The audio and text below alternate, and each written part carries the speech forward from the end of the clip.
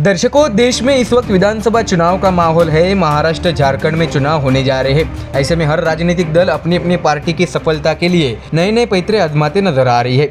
महाराष्ट्र में इस वक्त महायुति बनाम महाविकास आघाड़ी गठबंधन के बीच महामुकाबला होने जा रहा है। ऐसे में आरोप प्रत्यारोप और दल बदल का सिलसिला लगातार जारी है। इस बार शिवसेना ने कांग्रेस को बड़ा झटका देते हुए बड़े नेता को पार्टी में शामिल कर लिया है। तो आइए जानते हैं क्या है खबर विस्तार से। बता दें कि मुख्यमंत्री एकनाथ शिंदे की शिवसेना ने पश्चिमी महाराष्ट्र में कांग्रेस को बड़ा झटका दिया है।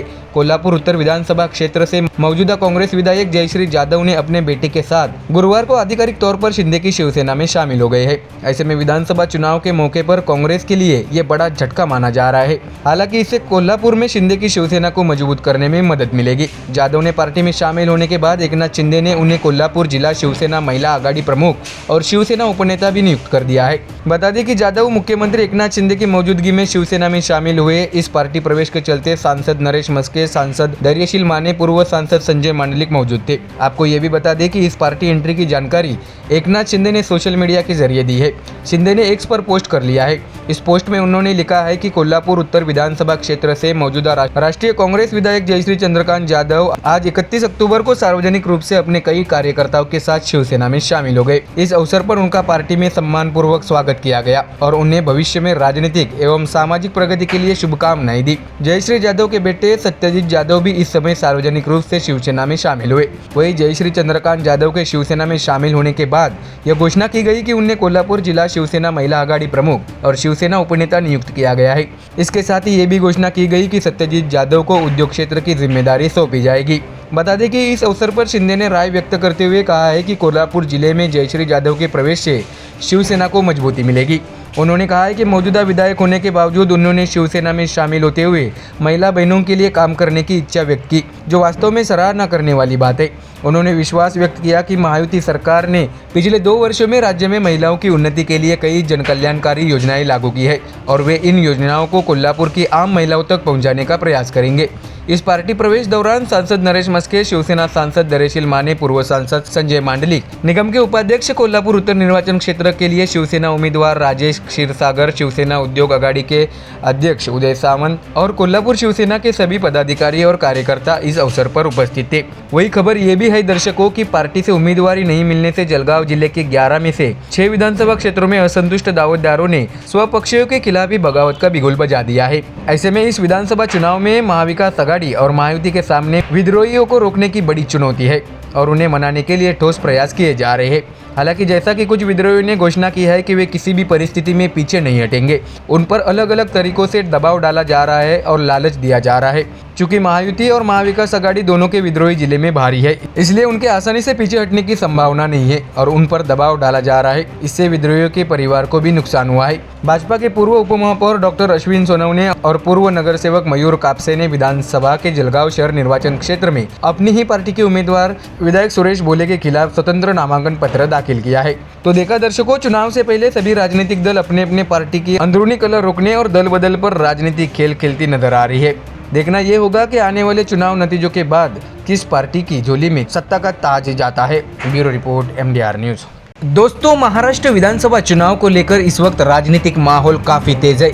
बता दें कि 2014 और 2019 के लोकसभा और महाराष्ट्र विधानसभा चुनाव के प्रचार के दौरान 70,000 करोड़ रुपए का सिंचाई घोटाला चर्चा के केंद्र में था। इस घोटाले पर बीजेपी और शिवसेना ने अजित पवार और एनसीपी की आलोचना की। हालांकि अब राजनीतिक गणित बदल गया है और इस बार अजित पवार बीजेपी और शिवसेना के साथ सत्ता में है। इन तीनों पार्टियों का महायुति गठबंधन एक साथ मिलकर विधानसभा चुनाव का सामना कर रहा है। इसलिए इस चुनाव में तीनों दल एक साथ मिलकर अपने सरकार के विकास कामों के आधार पर वोट मांगते नजर आ रहे हैं। हालांकि खबर अजित पवार के एनसीपी के कद्दावर नेता नवाब मलिक को लेकर सामने आई है, जिसमें बीजेपी खुले तौर पर मलिक के विरोध में बयानबाजी करती नजर आ रही है। आपको बता दें कि एनसीपी के नवाब मलिक को मानकुर शिवाजी नगर से उम्मीदवार बनाया गया है। ऐसे में बीजेपी ने उनकी उम्मीदवारी का विरोध किया है। इससे महायुति गठबंधन में विवाद खुलकर सामने आ गया है। बीजेपी ने साफ कर दिया है कि वह नवाब मलिक के प्रचार में नहीं जाएगी। साथ ही बीजेपी नेता कह रहे हैं कि नवाब मलिक के दाऊद से रिश्ते हैं। इसको लेकर अब नवाब मलिक ने बीजेपी नेताओं को चेतावनी दी है। वह TV9 मराठी को दिए गए इंटरव्यू में बोल रहे थे। आपको बता दें कि उन्होंने कहा है कि मैं उन लोगों के खिलाफ कानूनी कार्रवाई करूंगा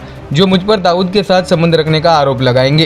क्रिमिनल आतंकवाद का कोई मेरे ऊपर मामला नहीं है। जो लोग मेरे ऊपर इस तरह के आरोप लगा रहे हैं, मैं उनके खिलाफ हाईकोर्ट जाने वाला हूँ। मलिक ने यह भी बताया कि मैं मानहानि का मुकदमा दर्ज करने जा रहा हूं। ये सभी आरोप निराधार है, ऐसा भी नवाब मलिक ने कहा है। इस बीच आपको ये भी बता दें कि देवेंद्र फडणवीस ने नवाब मलिक के खिलाफ मोर्चा संभाल लिया है। साथ ही बीजेपी नेता आशीष शेलार ने कहा है कि हम दाऊद इब्राहिम से जुड़े मामले में शामिल व्यक्ति के अभियान में हिस्सा नहीं लेंगे। ऐसे में नवाब मलिक ने इन बीजेपी नेताओं की आलोचना की है। उन्होंने कहा है कि चाहे कितना भी बड़ा नेता क्यों न हो, मैं कानूनी कार्रवाई करूंगा। मैं आपसे मेरे चुनाव अभियान में आने का आग्रह नहीं कर रहा हूँ। जनता का समर्थन मेरे साथ है, इसी आधार पर चुनाव लड़े जाते हैं। मलिक ने यह भी बताया कि मेरे साथ दाऊद का नाम जोड़ने वालों पर कानूनी कार्रवाई करूंगा। मैं अपनी विचारधारा कभी नहीं छोड़ूंगा। तो वही बीजेपी विधायक और मुंबई बीजेपी अध्यक्ष आशीष शेलार ने कहा है कि महायुति गठबंधन में सभी दलों ने अपने उम्मीदवारों की घोषणा करने का फैसला किया है।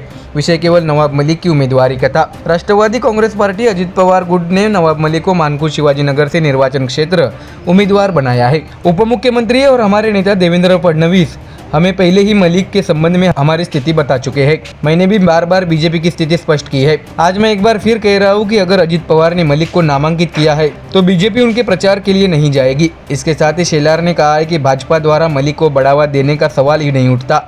हम दाऊद इब्राहिम से जुड़े मामले में किसी व्यक्ति के चुनाव अभियान में हिस्सा नहीं लेंगे। आपको ये भी बता दें कि उधर सना मलिक की मुहिम को लेकर भी सवाल उठाए जा रहे हैं। सना मलिक को एनसीपी अजित पवार ने अणुशक्ति नगर सीट से उम्मीदवार बनाया है। जिस मामले में नवाब मलिक को गिरफ्तार किया गया उसमें सना मलिक की संलिप्तता का कोई सबूत सामने नहीं आया है। अगर ऐसा कोई सबूत नहीं है तो सना मलिक एनसीपी अजित पवार महायुति गठबंधन का वैकल्पिक तौर पर बीजेपी का उम्मीदवार होंगी। हम उनका समर्थन करेंगे। तो देखा दर्शकों, विधानसभा चुनाव में बीजेपी ने मलिक के खिलाफ अपना रुख स्पष्ट कर दिया है। ऐसे में क्या नवाब मलिक अपनी सीट बचा पाएंगे या फिर कुछ और खेल देखने को मिलता है, ये तो चुनाव नतीजों के बाद स्पष्ट हो ही जाएगा। Bureau report, MDR news. Maharashtra की राजनीति को खराब करने वाले नेता के रूप में देवेंद्र फडणवीस की आलोचना करने वाले संजय राउत और संजय राउत को महत्वपूर्ण नहीं बताने वाले देवेंद्र फडणवीस की एक फोटो इस समय चर्चा में है।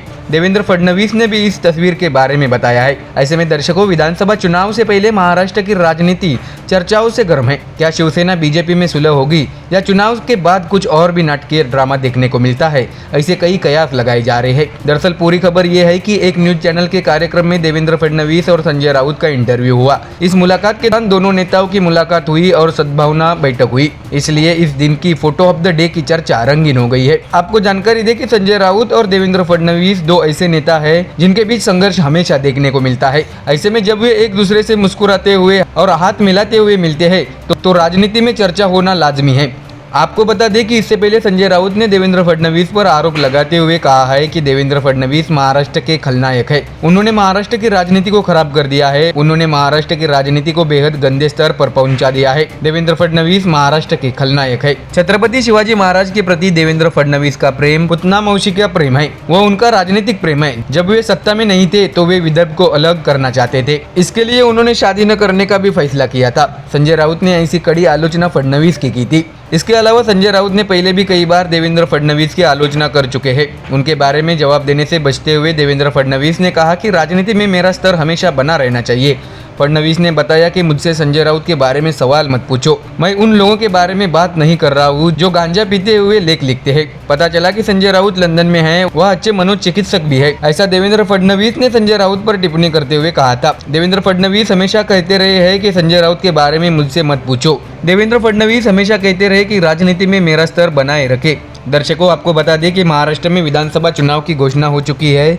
इसी चुनाव को लेकर जोरदार प्रचार अभियान चल रहा है। सरकार द्वारा विभिन्न योजनाओं एवं विकास कार्यों के जन जन तक पहुंचाया जा रहा है। तो वही विपक्ष सरकार की आलोचना कर रही है कि वह किस स्तर पर कम पड़ गई है। बता दें कि एनडीटीवी मराठी मैनिफेस्टो कॉन्क्लेव के दौरान संजय राउत और उप मुख्यमंत्री देवेंद्र फडणवीस की कुछ पल के लिए मुलाकात हुई। उस वक्त देवेंद्र फडणवीस ने संजय राउत से हाथ मिलाया था। देवेंद्र फडणवीस ने बताया था कि आज की ये फोटो ऑफ द डे है। इस पर संजय राउत ने कहा कि उतनी तो आनी चाहिए। इसके बाद दोनों दिल से मुस्कुराए और दोनों ने एक दूसरे से हाथ मिलाया और अलविदा कहा। आपको बता दें कि महाराष्ट्र की राजनीति में राजनीतिक विरोधियों से मुस्कुराकर मिलने की परंपरा यशवंतराव चौहान से आई है। मानो ये फोटो कह रही हो कि हमने भी इसे संभाल कर रखा है। तो देखा दर्शकों, संजय राउत और देवेंद्र फडणवीस के हाथ मिलाने वाली पीक इस विधानसभा चुनाव में नए नए तर्क वितर्क पैदा कर रही है। ऐसे में देखना होगा कि आने वाले विधानसभा चुनाव के नतीजों के बाद क्या क्या नया समीकरण बिठाया जाता है। Bureau report, MDR news.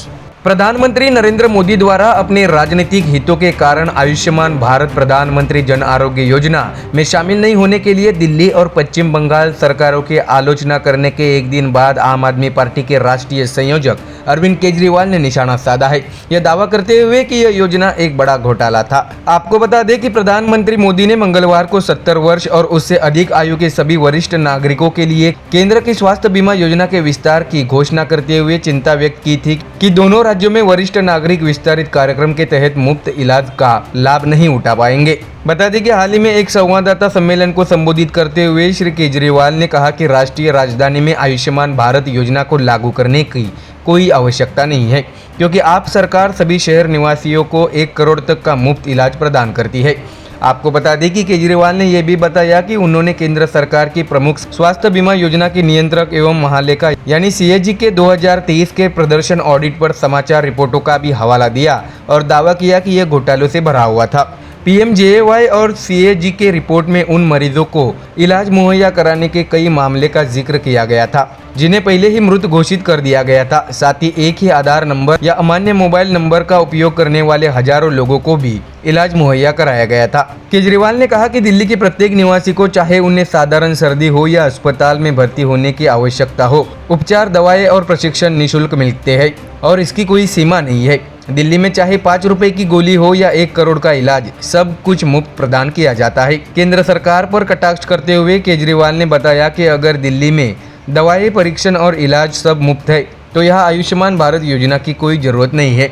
Modi को दिल्ली स्वास्थ्य सेवा का अध्ययन करना चाहिए और इसे पूरे देश में लागू करना चाहिए। उन्होंने ये भी कहा कि केंद्र की स्वास्थ्य बीमा योजना 5 लाख तक का कवरेज प्रदान करती है, लेकिन केवल उन लोगों के लिए जो अस्पताल में भर्ती है। इसके साथ ही आपकी मुख्य प्रवक्ता प्रियंका कक्कड़ ने दावा किया कि पीएमजेएवाई के तहत जिनके पास रेफ्रिजरेटर, टेलीविजन, मोबाइल फोन या स्कूटर है, उन्हें लाभ से बाहर रखा गया है। ऐसा उन्होंने केंद्र सरकार की योजनाओं पर आरोप लगाया। तो वही इससे पहले दर्शकों आपको ये भी बता दें कि प्रधानमंत्री नरेंद्र मोदी ने धनतेरस और 9वें आयुर्वेद दिवस पर 70 साल और उससे ज्यादा उम्र के लोगों के लिए 5 लाख रुपए का मुफ्त इलाज की सुविधा लॉन्च की थी। ऐसे में इसके तहत देश के 6 करोड़ बुजुर्गों को इसका फायदा होने जा रहा है। बता दें कि केंद्र सरकार ने आयुष्मान भारत प्रधानमंत्री जन आरोग्य को विस्तार दिया है और इसमें बुजुर्गों को भी शामिल किया। इस दौरान दिल्ली के all India institute of Ayurveda में मोदी ने सीनियर सिटीजन को आयुष्मान वय वंदन कार्ड सौंपा और इस दरमियान प्रधानमंत्री नरेंद्र मोदी ने दिल्ली सरकार और बंगाल सरकार पर आरोप लगाते हुए कहा है कि मैं दिल्ली और बंगाल के 70 साल के ऊपर के बुजुर्गों से क्षमा मांगता हूं कि उनकी सेवा नहीं कर पाऊंगा। आपको कष्ट होगा लेकिन मैं मदद नहीं कर पाऊंगा। इसका मुख्य कारण है कि दिल्ली और बंगाल की सरकार इस योजना से जुड़ नहीं रही है। इसके साथ प्रधानमंत्री मोदी ने यह भी बताया कि मैं माफी मांगता हूं कि देशवासियों की सेवा कर पा रहा हूं, लेकिन राजनीतिक स्वार्थ दिल्ली बंगाल में सेवा करने नहीं दे रहे हैं। मेरा दिल में कितना दर्द होता है ये मैं शब्द में बयां नहीं कर पाऊंगा। तो देखा दर्शकों, केंद्र सरकार की योजना पर रोक लगाते हुए बंगाल सीएम ममता बनर्जी और दिल्ली के पूर्व सीएम केजरीवाल ने अपनी राजनीति चमकाने का पूरा प्रयास किया है। ऐसे में आने वाले दिल्ली विधानसभा चुनाव में इस पर राजनीतिक घमासान मचता देखा जा सकता है, क्योंकि एक और केजरीवाल फिर से दिल्ली में अपनी सरकार बनाना चाहते हैं। ऐसे में मोदी के विरोध करने से उनकी राजनीति चर्चाओं में बनी रहेगी और यही आपका असली खेल है। Bureau report, MDR news. विधानसभा चुनाव के मद्देनजर राज्य में महाविकास आघाड़ी और महायुति के सीटों के बंटवारे को लेकर जोरदार चर्चा हुई। कई जगहों पर इच्छुक उम्मीदवार के नाराज होने की तस्वीरें भी सामने आई है। ऐसे में आपको बता दें कि कुछ जगहों पर उम्मीदवार की अदला बदली कर अस्थायी समस्या का समाधान किया गया, तो कुछ जगहों पर सीधे सहयोगी दलों में शामिल होकर उनके चुनाव चिन्ह पर खड़े होने का रास्ता चुना गया। ऐसे में अब देखा गया है कि शिवसेना एकनाथ शिंदे और एनसीपी अजित पवार के 17 उम्मीदवार बीजेपी से आयातित किए गए हैं। इस बारे में जब अजित पवार से सवाल पूछा गया तो उन्होंने इस पर अपना पक्ष रखा। साथ ही अजित पवार ने यह भी कहा है कि वह 4 तारीख से पूरे राज्य में प्रचार करेंगे। दर्शकों, आपको बता दें कि अजित पवार ने कहा है कि चुनाव तक महाराष्ट्र में हर दिन 3 प्रचार सभाएं करने की योजना है। साथ ही उन्होंने ये भी कहा है कि उनकी तब तक बारामती विधानसभा क्षेत्र के कम से कम 50% गाँवों में जाने की योजना है। उन्होंने कहा है कि मैंने हर गांव में कम से कम एक बार जाकर वोट देने की अपील करने की कोशिश की। अब तक मेरे 25% गांव पूरे हो चुके हैं। कल पाड़वा है, उसके बाद फिर कम से कम 25% गांव करूंगा, यानी 50% गांव मेरे होंगे। अजित पवार ने बताया कि हमारी चुनावी अभियान बैठकें 4 तारीख से पूरे महाराष्ट्र में आयोजित की जाएंगी। बता दें कि इस बीच कुछ निर्वाचन क्षेत्रों में पार्टी द्वारा 2 AB फॉर्म दिए जाने के मुद्दे पर अजित पवार ने सफाई दी है। इस मौके पर उन्होंने नवाब मलिक का भी जिक्र किया। नवाब मलिक पहले ही अपनी राय व्यक्त कर चुके हैं और उन्होंने अपनी भूमिका स्पष्ट कर दी है। अजित पवार ने बताया कि ये भी सच है कि कुछ जगहों पर 2 फॉर्म दिए गए हैं। हम फॉर्म भरने के एक दिन पहले रात 9 बजे से दोपहर 2 बजे तक वर्षा बंगले पर थे। वहां से यह जानकर लेने का प्रयास किया कि 2 बार एबी फॉर्म कहाँ दिया गया है, जहाँ विभिन्न राजनीतिक दलों के लोगों ने एबी फॉर्म दिए बिना ही निर्दलीय के रूप में फॉर्म भर दिया। उन्होंने कहा कि कुछ लोगों ने फॉर्म भरे लेकिन पार्टी का एबी फॉर्म नहीं मिलने के कारण उनका स्वतंत्र फॉर्म स्वीकार कर लिया गया। अजित पवार ने बताया कि एक बार दिवाली के खत्म होने के बाद हम उन लोगों को बुलाएंगे जो भाई दूज के दिवस से पीछे हटना चाहते हैं, ताकि वे 4 तारीख को समय पर अपना फॉर्म वापस ले सके, ऐसा अजित पवार ने सूचित किया है। तो वही आपको बता दें कि शरद पवार के बयान पर भी अजित पवार ने अपनी प्रतिक्रिया दी है। बता दें कि प्रचार अभियान में भावनात्मक मुद्दों को उठाने के लिए शरद पवार ने अजित पवार की आलोचना की थी। इस पर अजित पवार ने कहा है कि शरद पवार बड़े व्यक्ति है, सम्मानित व्यक्ति है, वो जो कहते हैं वो उनका अधिकार है। चुनाव आयोग ने सब कुछ देखा है। उस समय हमारे पास सबसे ज्यादा प्रतिनिधि थे तो हमें पार्टी का सिंबल मिल गया। मैंने हसन मुशर्रफ, छगन भुजबल, दिलीप वलसे पाटिल, सुनील तटकरे, प्रफुल्ल पटेल ने भी पार्टी को बढ़ाने में अपनी भूमिका निभाई है। अजित पवार ने आगे कहा है कि इसे जाने दीजिए, अगर कोई सम्मानित व्यक्ति कुछ कहता है और हम उस पर कुछ कहते हैं तो यह नए सवाल पैदा करता है, ऐसा अजित पवार ने कहा है। तो वही इस बीच क्या सीट बंटवारे की चर्चा में बीजेपी ज्यादा सीटें लेकर बड़ा भाई बनने की कोशिश कर रही है? इस सवाल का अजित पवार ने जवाब दिया है कि अगर हम तीनों सहमत है तो तुम्हें बुरा मानने की क्या वजह है? हमने गठबंधन बनाया है, गठबंधन के दौरान हम क्या करेंगे ये हम तय करेंगे। हमने उम्मीदवारों का आदान प्रदान किया, जहां हमारे पास अच्छे उम्मीदवार थे लेकिन हमें सीट नहीं मिली तो हमने उन्हें दे दी। कांग्रेस ने लहू कनाडे को टिकट नहीं दिया, मैंने श्रीरामपुर की जगह ले ली और उस जगह लहू कनाडे को उम्मीदवारी दी। ऐसा सिर्फ आज ही नहीं हो रहा है, ऐसा 2014-2019 के विधानसभा चुनाव में भी हुआ था। तो देखा दर्शकों कैसे एनसीपी में फूट के बाद अजित पवार और शरद पवार के बीच राजनीतिक टकराव सामने अब विधानसभा चुनाव के मद्देनजर फिर से देखने मिल रहा है। देखना यह है कि इस बार अब बाजी कौन मारता है। Bureau report, MDR news. Maharashtra में चुनाव की सरगर्मी शुरू हो गई है। महज 19 दिनों में महाराष्ट्र में लोकतंत्र के महापर्व यानी विधानसभा चुनाव का सामना होगा। महाराष्ट्र में महायुति बनाम महाविकास आघाड़ी का मुकाबला है। यह चुनावी मुकाबला कौन जीतेगा यह देखना महत्वपूर्ण होगा। आपको बता दें कि जैसे जैसे मतदान की तारीख नजदीक आ रही है, प्रचार सभाएं शुरू हो गई है। प्रत्याशी घर घर जाकर प्रचार कर रहे हैं। वही स्टार प्रचारक प्रत्याशियों के निर्वाचन क्षेत्रों में जाकर मतदाताओं से संवाद कर रहे हैं। इस बीच मीडिया पर प्रतिक्रिया देते हुए आरोप प्रत्यारोप का दौर भी शुरू हो गया है। दर्शकों, आपको बता दें कि इसमें अरविंद सावंत ने शाइना इंसी पर आलोचना करते समय अपशब्दों का इस्तेमाल किया गया था, ऐसा दावा किया जा रहा है। इस पर अब अरविंद सावंत ने प्रतिक्रिया दी है। वह TV9 मराठी से बातचीत कर रहे थे। दर्शकों, आपको बता दें कि मुंबादेवी सीट से कांग्रेस के अमीन पटेल को उम्मीदवार बनाया गया है। ऐसे में अरविंद सावंत 29 अक्टूबर को उनके चुनाव प्रचार के लिए उनके निर्वाचन क्षेत्र में गए थे। बता दें कि शाइना इंसी पहले वर्ली विधानसभा क्षेत्र से चुनाव लड़ने में रुचि रखती थी, लेकिन उन्हें मुंबादेवी निर्वाचन क्षेत्र से नामांकित किया गया था। इस बारे में बात करते हुए अरविंद सावंत ने कहा कि इनकी हालत देखिए, वह जीवन भर भाजपा में रही और अब शिवसेना एकनाथ शिंदे में शामिल हो गई, लेकिन इंपोर्टेड माल यहाँ काम नहीं करता, हमारे यहाँ ओरिजिनल माल चलता है। ऐसे में अब शाइना इंसी ने अरविंद सावंत द्वारा इस्तेमाल किए गए माल शब्द पर आपत्ति जताई और उनकी आलोचना की। उन्होंने कहा है कि यह उनकी पार्टी की विचारधारा को दर्शाता है। वे एक महिला को माल कहते हैं। मैं उनसे पूछना चाहता हूं कि क्या हर मुंबादेवी की महिला माल है? शाइना ने अरविंद सावंत पर निशाना साधते हुए ये भी कहा है कि उन्होंने 2019 और 2014 में मोदी का नाम लेकर जीत हासिल की है, उनकी वहीं से शुरुआत हुई है। शाइना ने आगे कहा है कि आज 2024 के चुनाव में वे मुझे माल कहते हैं, इससे उनकी मनस्थिति स्पष्ट हो जाती है। उनकी पार्टी का नेतृत्व चुप क्यों है? उद्धव ठाकरे, शरद पवार, नाना पटोले को अब बोलना चाहिए, ऐसा भी उन्होंने कहा है। हालांकि माल शब्द पर हुई विवाद के बाद अब अरविंद सावंत ने अपना पक्ष रखने की कोशिश की। उन्होंने कहा कि 50 साल के करियर में मेरे जैसा कोई पुरुष नहीं है जो महिलाओं का सम्मान करता हो। मेरे जैसे क्षेत्र में कई महिलाएं हैं। मैं अपने जीवन में कभी भी अपमानजनक शब्दों का प्रयोग नहीं करता। मैंने जो कहा वह हिंदी में दिया गया बयान है। माल को अंग्रेजी में गुड्स कहते हैं।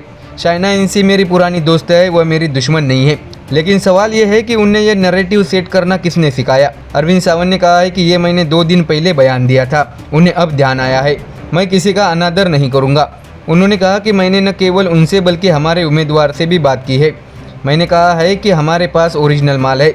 इसलिए उस शब्द का अर्थ निकालने का प्रयास किया जा रहा है वो विफल हो जाएगा। ऐसा भी अरविंद सावंत ने मीडिया से बातचीत करते हुए कहा है। इसके साथ ही दर्शकों आपको ये भी बता दें कि सीएम शिंदे ने भी अरविंद सावंत के इस बयान पर टिप्पणी करते हुए कहा है कि महाराष्ट्र में महिला बहनों का अपमान दुर्भाग्यपूर्ण है। जिन्होंने नारी प्रिय बहनों का अपमान किया उन्हें घर बिठाएंगे, उन्हें सही जगह दिखाई जाएगी। बाला साहब आज अगर होते और अगर किसी शिव सैनिक ने ऐसे उद्गार बोला होता तो उसे थप्पड़ मार दिया जाता। ऐसा भी मुख्यमंत्री एकनाथ शिंदे ने सांसद अरविंद सावंत के बयान पर प्रतिक्रिया देते हुए कहा है। उन्होंने कहा है कि जो लोग हमारी लाडली बहनों का अपमान करते हैं उन्हें हमेशा के लिए घर में बिठाया जाएगा। तो देखा दर्शकों, विधानसभा चुनाव के मौके पर बयानबाजी और राजनीति चरण पर है। ऐसे में क्या आने वाले चुनाव में इस राजनीति का फायदा किसे मिलता है ये देखने वाली बात होगी। Bureau report MDR news. दर्शकों, महाराष्ट्र का अगला मुख्यमंत्री कौन होगा, इस पर सबकी नजर बनी हुई है। चुनाव में उतरे महायुति और महाविकास आघाड़ी ने मुख्यमंत्री पद के चेहरे की घोषणा नहीं की है, लेकिन अंदर खाने कहा जा रहा है कि मुख्यमंत्री पद को लेकर रस्साकसी जारी है। इस बीच चर्चा है कि विधानसभा चुनाव के बाद राज्य को पहली महिला मुख्यमंत्री मिलेगी। तो क्या है पूरी खबर, आइए जानते हैं विस्तार से। आपको बता दें कि सीएम पद की चर्चा के बीच इस पर आदित्य ठाकरे ने सभी सवालों का जवाब दिया है। वह ABP न्यूज समिट में बोल रहे थे। बता दें कि इससे पहले एक कार्यक्रम में शरद पवार और जयंत पाटिल ने यह सुझाव दिया था कि महाराष्ट्र की मुख्यमंत्री सुप्रिया सुले बन सकती है। आपको बता दें कि यह पूछे जाने पर कि महाराष्ट्र में कोई महिला मुख्यमंत्री क्यों नहीं है, इस पर आदित्य ठाकरे ने कहा, महिलाएं मुख्यमंत्री बनती है या नहीं ऐसा होता रहता है, यह राजनीति का हिस्सा बन गया है, लेकिन सुरक्षा के लिहाज से महाराष्ट्र में कानून व्यवस्था बिगड़ती जा रही है। ठाकरे ने बताया कि महाराष्ट्र पर बीजेपी संस्कृति थोपी जा रही है, लेकिन मुख्यमंत्री पद का फैसला जनता करेगी। आदित्य ठाकरे ने कहा कि महाराष्ट्र के हितों की चर्चा करने वाला मुख्यमंत्री बनने वाला है। आपको बता दें कि महाराष्ट्र विधानसभा चुनाव में महाविकास आघाड़ी के मुख्यमंत्री पद के चेहरे को लेकर आदित्य ठाकरे ने कहा, हमारे सभी सर्वेक्षणों में कई लोगों ने मुख्यमंत्री पद के लिए उद्धव ठाकरे पर विश्वास जताया है। किसानों, महिलाओं, छात्रों, डॉक्टरों, आशा सेविकों और कई उद्योगपतियों को भी हमारी सरकार पर भरोसा था। वे जानते थे कि यह आदमी हमें धोखा नहीं देगा, हमें लूटेगा नहीं। यह लड़ाई हमारे अस्तित्व के लिए नहीं है, पार्टी सच्ची या झूठी इस पर नहीं है। यह लड़ाई महाराष्ट्र की अस्मिता और अस्तित्व की है। यह महाराष्ट्र के प्रत्येक नागरिक की लड़ाई है। आदित्य ठाकरे ने बीजेपी पर आरोप लगाते हुए आगे ये भी कहा है कि भाजपा महाराष्ट्र को नष्ट करने जा रही है। वे राख को महाराष्ट्र में रखकर रंगोली को गुजरात ले जा रहे हैं। ऐसी कड़ी आलोचना आदित्य ठाकरे ने बीजेपी की है। तो वही दर्शकों, महाराष्ट्र में विधानसभा चुनाव का संग्राम शुरू हो गया है। राज्य में 20 नवंबर को मतदान होगा। इसके साथ ही राजनीतिक गलियारों में इस बात की भी चर्चा शुरू हो गई है कि राज्य में अगला मुख्यमंत्री कौन होगा। इस बीच MNS अध्यक्ष राज ठाकरे ने मुख्यमंत्री पद को लेकर बड़ा बयान दिया है। आपको बता दें कि राज ठाकरे ने भविष्यवाणी की है कि विधानसभा चुनाव के बाद राज्य में कौन सत्ता में आएगा और कौन मुख्यमंत्री बनेगा। राज ठाकरे ने हाल ही में ABP न्यूज को इंटरव्यू दिया। इस अवसर पर बोलते हुए उन्होंने विभिन्न विषयों पर अपना पक्ष स्पष्ट किया। इसी दौरान उनसे पूछा गया कि महाराष्ट्र में सत्ता में कौन आएगा और अगला मुख्यमंत्री कौन होगा। इस बारे में बोलते हुए उन्होंने सीधे तौर पर नेता का नाम बता दिया है। राज ठाकरे ने कहा है कि मुझे लगता है कि राज्य में महायुति गठबंधन की सरकार बनेगी और अगला मुख्यमंत्री बीजेपी से होगा। इसके साथ उन्होंने ये भी कहा है कि जब आप मुझसे 2029 में यह सवाल पूछेंगे तो मैं कहूंगा कि महाराष्ट्र नवनिर्माण सेना का मुख्यमंत्री होगा। मेरी यह बात आप लिख कर लो। तो वही आगे बोलते हुए महाराष्ट्र का अगला मुख्यमंत्री कौन होगा जब उनसे पूछा गया तो राज ठाकरे ने स्पष्ट नाम लेकर कहा, मुझे लगता है कि देवेंद्र फडणवीस मुख्यमंत्री बनेंगे, वह निश्चित तौर पर मुख्यमंत्री बन सकते हैं।